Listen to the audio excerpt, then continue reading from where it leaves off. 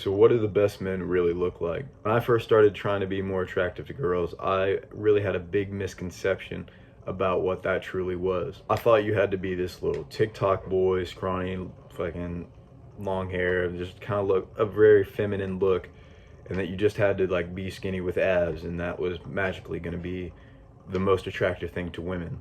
A big reason of this is because of the black pill, these incel motherfuckers online. They're the ones pushing this whole narrative that, oh, looks are the only thing that matter, and you have to be this skinny little white boy with fucking shredded abs, no muscle on your frame, and blah blah blah. All this whole bunch of other stuff, right? They really focus on that, like that's what I'm calling the TikTok boy aesthetic, and they really focus on that. That you just kind of have to have this really feminine look, and that's the biggest problem with it, is that society as a whole has really pushed this whole feminine dynamic for men. It's just not what works when it comes to attracting women. It's maybe when you're younger and stuff, yeah, but it's just not what works. They're trying to make you more feminine. They're trying to make women more masculine and stuff by introducing like birth control and stuff, fucking up their hormones and all of that, and putting shit in the water that's fucking up our hormones as men and stuff like that, and making us more feminine. That's why they push that whole aesthetic of the TikTok boy, because if you really look at it and think about it, that's like a really feminine kind of aesthetic. Like they got the long hair, they just don't have any muscle in their frame.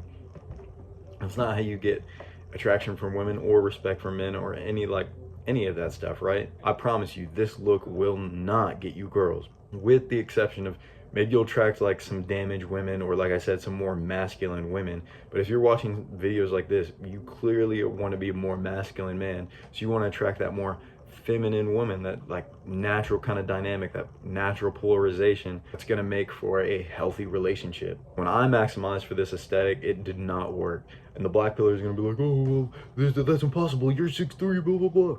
Yeah, guess what, motherfucker, I'm like about 6'2", 6'3", and this aesthetic did not work for me. Like I said, yeah, you might attract some damaged women and stuff like that, but this is going to make for the current, like the modern day, like kind of westernized toxic relationships. You're not gonna be happy when you're like looking like this and you're in relationships, and neither is your woman, neither is the woman you attract, because again, you both are going to be damaged people. You guys aren't going to have good lives. Once I realized this aesthetic wasn't actually like a healthy look, and that you needed to actually be more masculine to attract the kind of woman that I wanted, that's when I realized I had to reinvent myself. And that's when I had to ask myself, what does the best man actually look like? What does the top of the top, cream of the crop actually look like? There's more that goes into it than just looks. Like, again, I know the black pill incel guys, they're gonna tell you like, oh no, it's all about your hunter eyes, and if you look like Brad Pitt or not, and you get fucking shredded abs 24/7.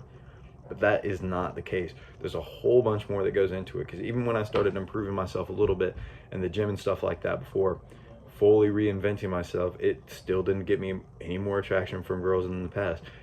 Well, I'll take that back, because looks are what gets you in the door. So once I started improving my looks a little bit more, I did start getting more attraction from women and stuff. But once I actually got that initial foot in the door, I immediately lost it, because I didn't have any of the other areas built up. Because it's like, yeah, the attraction will get you there, but if you open your mouth and sound like an idiot, then you've already killed all the attraction and stuff like that, because you have to have game as well. You can't just be good looking, or else you won't get into that, like, you know, relationship and stuff like that, because if you can't talk to them and stuff, then you're going to lose that interest. If you don't show that you're ambitious and you have something going for you, you're going places, then you're just going to lose that attraction as well.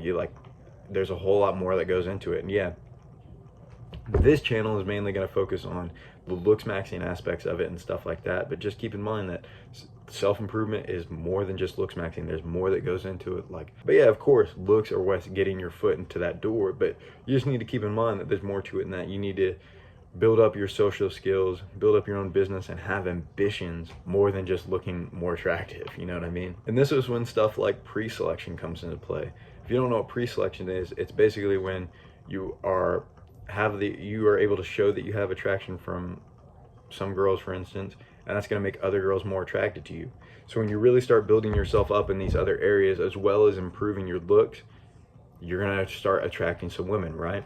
And once you attract some women, like maybe you go on like a date or something like that, or you guys hit a workout together, you know, every girl in that gym is going to see you in there with this attractive woman, and then they're going to be more likely to be receptive to you if you start flirting with them or something like that.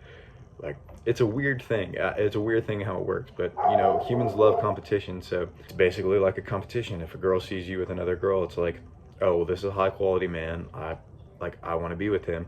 They basically want to be the girl that you choose to be with, and this is because, again, it's like a competition. Like, if you're the best man, you're able to get the girl, and you choose to be with them. That means that they are the best girl, and it's like a competition how that works. And pre-selection is a very powerful thing when it comes to what the top man actually looks like, because that's how you show that you are a top man, that you have other girls that are interested in you, and you can choose who you want to be with. You don't have to like just settle down for a 3 out of 10, you know what I mean? You can choose the 11 out of 10 if you really wanted to. Again, the black pill incel motherfuckers, they just want to tear you down and say that, oh, this is not possible. If you're not born with the genetics, then you can't do it.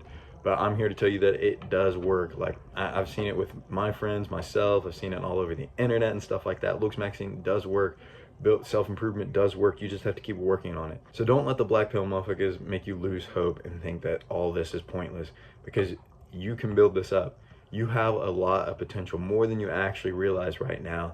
So as long as you keep working on it, you're going to be able to build this up, and you're going to be able to become the man that you've dreamed of becoming. You just need to start focusing on all aspects, not just looks maxing.